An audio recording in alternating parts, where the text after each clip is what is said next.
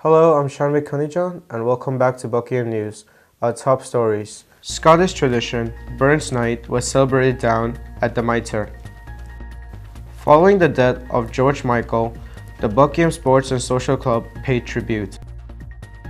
Buckingham has been hit with a wave of van theft, and locals are demanding actions.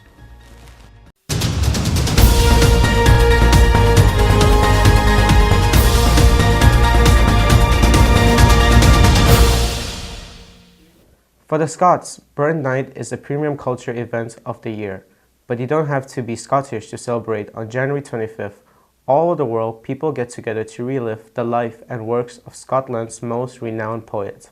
Henry Quilter headed down to the Mitre to find out more. Last Thursday evening, Burns Night was informally celebrated down at the Mitre. Respects were paid to the life and works of the Bard of Ayrshire, the author of some of the most challenging but also some of the most beautiful pieces of literature that the world has ever seen. Buckingham News joined in the fun to find out what these teeth-shattering poems mean to prominent figures in the Burns Night celebration, as well as other members of the general Buckingham public. Well are you, worthy of a grace, as lang as my arm. It's an address to everything that haggis represents, which is a celebration of Scottishness. To me, it's a lot of Scots people are really rather pleased to be Scottish when they're far away from home. Of course, being a Scotsman in England is you don't get many times to celebrate. So this is a perfect opportunity just to celebrate the fact of being Scottish. I've got a lot of Scottish friends, and we've got a few in here, and it was just I'd never been to a Burns Night before. I love haggis, I've had it a couple of times. And we just thought, well, what the hell? And so here we are, and the pub's packed, and everybody wants a bit of free haggis. So there you have it, second edition in full swing down the Mitre. There's plenty of song and cheers to go around, and a load of fine Scottish food and whiskey to wash away the January blues. Very close to the Buckingham News, we're going to take to Scotland. The Buckingham Athletic Sports and Social Club holds a jam every fortnight and is always welcoming new performers. Max Cawthorne has the story. The Buckingham Midweek Jam is a social organisation of bands and solo acts of all different backgrounds and learning levels. Most Wednesdays, every fortnight, the Buckingham Athletic Sports and Social Club is filled with the sound of music. So grab a drink, pull up a seat, and this is part of what you're expected to hear at the Midweek Jam. They said I'd Richard Corey over half of this whole town. There's the problem getting sick of me, baby, you can go direct. I can go what it is. Caroline Arnhill is both performer and host to this event. She shared with us why she performs every chance she gets. I've got very diverse in the type of music that I attempt to do. I used to just sort of do either folk music or West End type show stuff, and now I've had to go a bit rocky, a bit Tina Turner, a little bit 60s, so it's helped me develop my range of what I can sing. Mike Moyes is also a performer at this event. He shared with us how performing at Jam Night has helped him over the years. Making music is fun, and if it helps some of the younger people that do come along on some of these nights, that's great. And performing for Buckingham News, this is Max Cawthorne. The Buckingham Canal Society held a talk on the expansion of canals in the Midlands. Camilla Zingari reports. The long-term project proposed by the Buckingham Canal Society is designed to restore the regional canal network, which is now more than 200 years old. The aim is to re-establish the habitat for a multitude of wildlife and reinforce the local rural economy. Preserving yesterday's heritage for tomorrow's generation, the environmental benefits, the health and well-being benefits. We're also driving rural tourism. Every opportunity you get, someone who comes to the area on a boat is going to need to spend money. And they might as well spend money in the rural communities as opposed to going to the large national chains or the cities. The project will involve major investments coming from the European Union Life, which has granted approximately £8 million. We have a small excavator, we have a dumper truck, and we have lots of power tools, but we don't have so many people. The benefits of this restoration will include a fluvial capacity able to expedite water from upstream communities, and it will increase and protect green space access. This is Camilla Zingari for Buckingham News. It has been just over a year since the world lost George Michael at the age of 53, but he is far from forgotten. Fans of the beloved singer hosted a night in his honor at the Buckingham Athletic Sports and Social Club, with a local superfan standing in as a tribute act. Isabella Devine go down to enjoy the music. Firstly, this is for every beautiful woman in the building.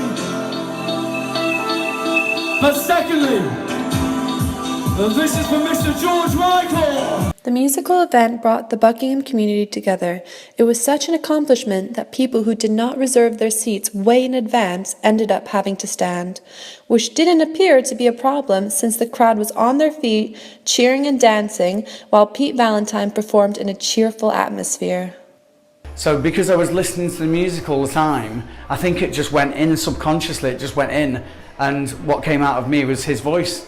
So when I was doing karaoke back in years ago, people used to say to me, even though I looked nothing like George, people used to say to me, "My God, you sound like George Michael." Yeah, I'm vice chairman of the club.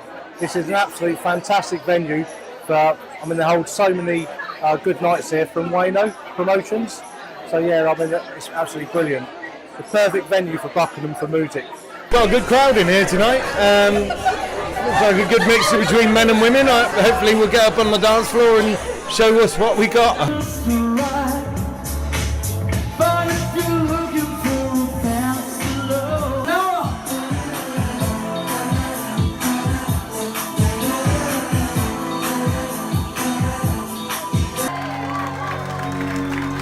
Thank you. As you can see, the event was a complete success. Tons of people from Buckingham and even outside of Buckingham came to see Pete Valentine perform classics from George Michael and Wham. This is Isabella Devine reporting for Buckingham News. A wave of van thefts have been sweeping the town, with reports of 9 incidents in 1 week. Matt Powell reports.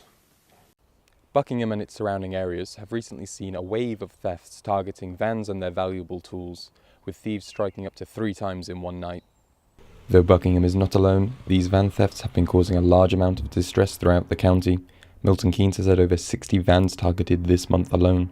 Such was the public outcry, Mayor of Buckingham John Harvey decided to contact the police on their behalf. Because when crime is happening in the community, we all feel it.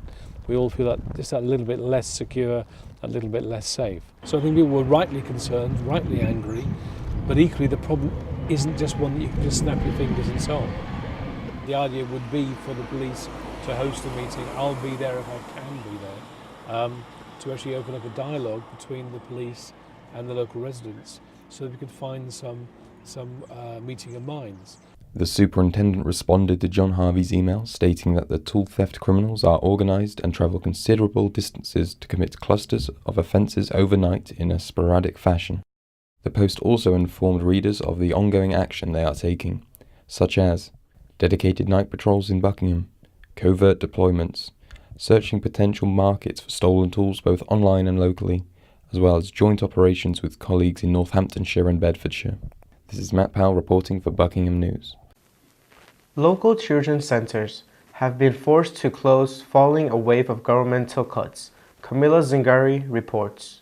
With less than 1% of eligible children not receiving individualised support, Buckingham County Council Cabinet has approved a plan to create a new early help service to replace children's centres. What has been singly missed is the impact on the young people and the vulnerable children. It seems to me that the purpose of the whole thing is about budgetary savings. Leave at this point in time after a third Ofsted inspection saying that they need requirement and need improvement. Are they going to be able to do it now? Under the proposed new model, most of the face-to-face work with children and families will be done in family homes or in neutral community settings. The Children's Partnership Board will monitor the early help service, as this is an ongoing process. This is Camilla Zingari for Buckingham News. The Music Society held their first ever open mic night at the Student Union on Wednesday. Suki Sagoo went down to check it out. These open mic nights are a way for people to express their talents and showcase their abilities. Let's go have a look at what's going on. It's always risky for people to perform on open mic nights, as you can never be sure if those listening will enjoy the style of your music. But that is the beauty of open mic nights. It opens us all up and allows us to experience different styles.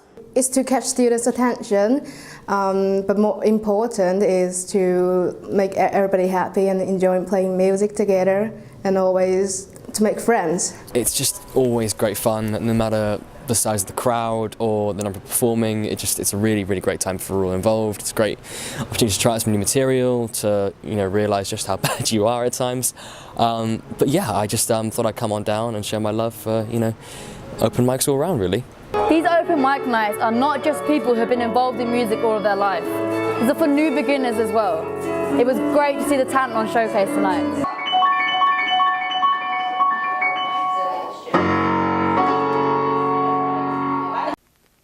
"20 years ago, the former communist nation of Yugoslavia disbanded after decades of unity, resulting in one of the deadliest wars in modern history, the Bosnia War. Hosted by Major General Peter Williams, CMG OBE, the Buckingham Parish Church hosted a talk shedding some light on the complexity of the conflict. Maddy Hicks reports. The Bosnian Wars of the 90s was a war between many nations that once made up Yugoslavia, who are now fighting for sovereignty and independence. Peter Williams served 3 times in the Bosnian Wars and knows all too well the reality of war and how the effects are still being felt today. Whereas in Bosnia, the operations were almost exclusively on the ground, very few aerial engagements involved. So very violent at a local level, but not massively destructive in the way that the wars in the Middle East seem to be. With the entire Balkan region remaining in social and political turmoil, and with the wars occurring elsewhere in the world today, it begs the question, why aren't world leaders doing more to prevent wars and to bring in an era of peace? I was really moved by the memorials that they have of those British soldiers who were killed. I hadn't realised how complex it was, and it was interesting to get a bit of the background, a bit of the history. That it was very complicated, and it probably still is very complicated. The Bosnian Wars have left a mark in the history of Europe, and the talk given by Peter Williams reminds us why it's important not to forget them.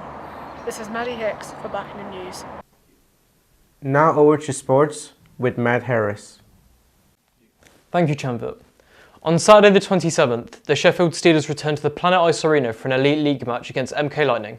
Philip Johnson has more. Milton Keynes Lightning have been on the back foot in recent games due to a string of player injuries, including netminder Mika Vikman, who suffered a concussion during the Sunday 21st match against Nottingham Panthers. This led Lightning to sign Czech netminder Jindřich Pasel, who landed just hours before the match began.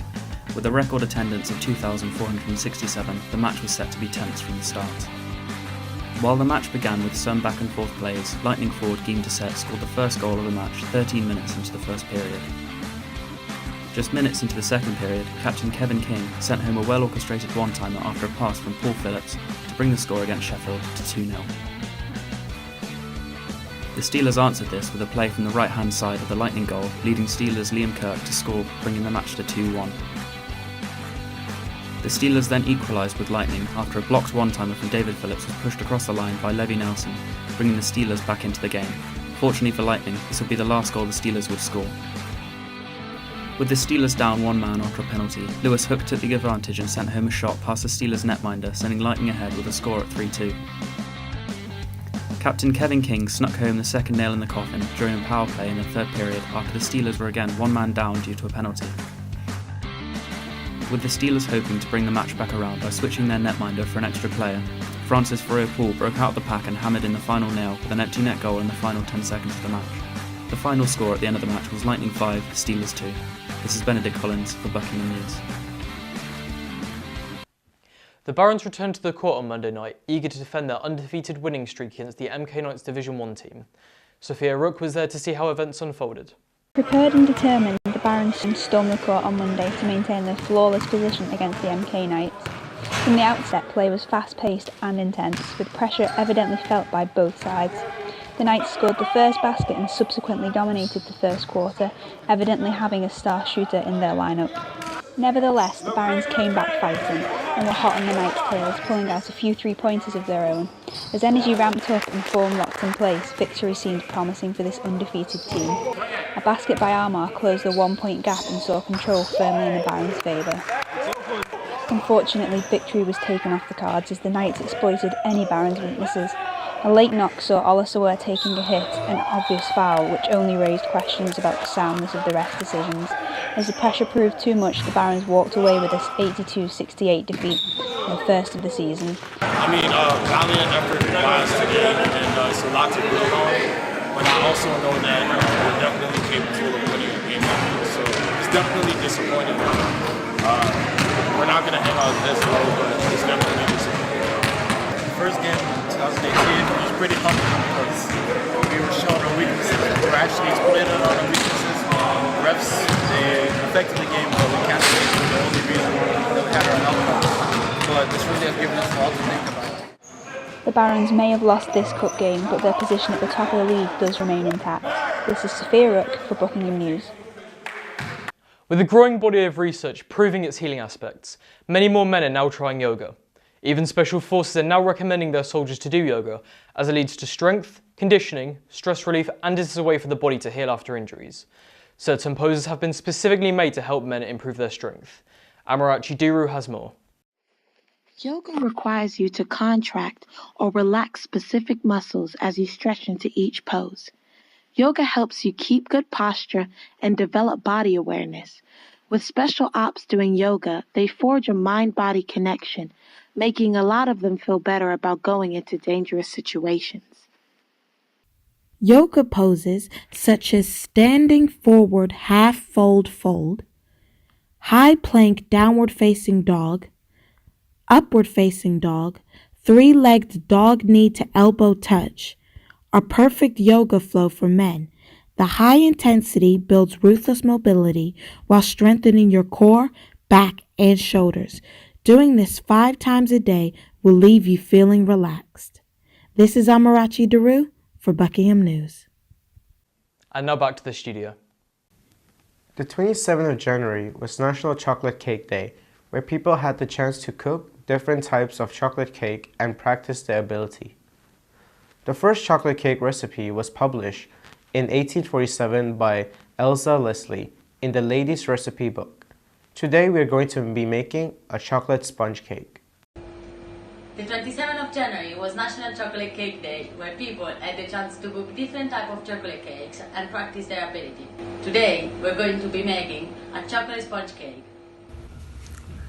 You will need 250 grams of flour, 250 grams of sugar, 250 grams of butter, 75 grams of cocoa, 5 eggs. Heat the oven to 160 degrees. First, you put the flour in a bowl, and then add the sugar and the butter. Add milk if necessary. Divide the yolk from the whites and beat the whites in a separate bowl until it's creamy. Mix the two bowls together. Add the cocoa powder and 2 teaspoons of baking powder. Mix until the consistency is smooth and pour into a greased cake tin. Put in the oven and leave it cook for 45 minutes. Feel free to dress it as you like. We chose a melted chocolate top. And voila! There you have it, the perfect chocolate cake. Nice.